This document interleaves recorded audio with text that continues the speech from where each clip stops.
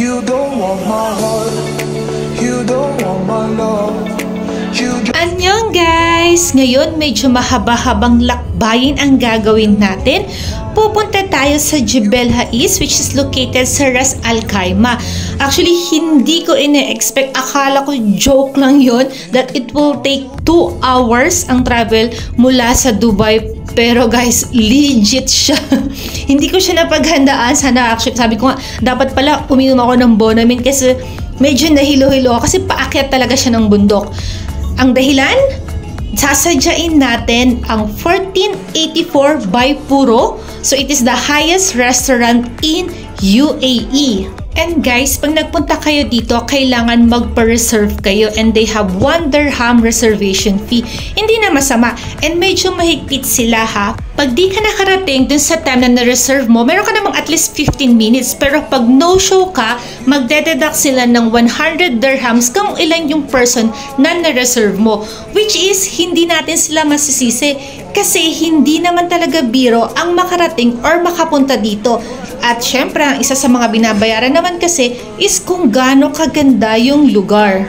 At ang food nila, hindi ganun ka-pricey at masasabi ko na lahat na in-order namin nagustuhan namin. So we ordered nasi goreng at ang famous nila na Korean fried chicken na talaga namang masarap kasi meron pa siyang stuff inside, hindi lang siya plain. Actually, debone na to ha. So wala na siyang bone pero meron siyang stuffing.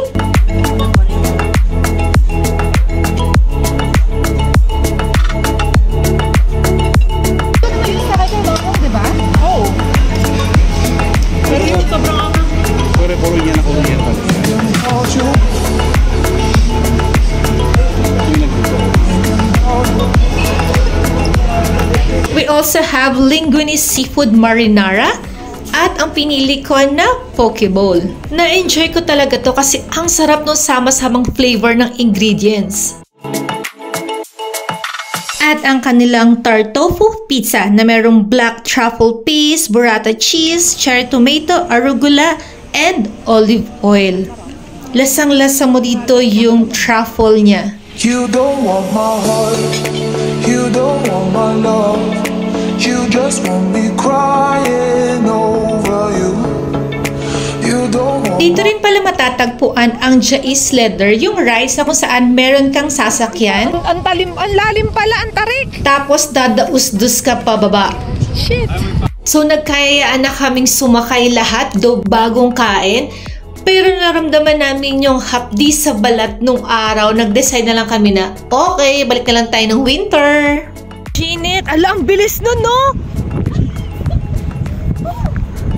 Seryoso ba to? So, uwian na guys. Tamang enjoy na lang tayo sa mga madadaanan natin. Kasi by this time, hindi na tayo nagmamadali. Unlike kanina, kasi dahil meron tayong booking na hinahabol. You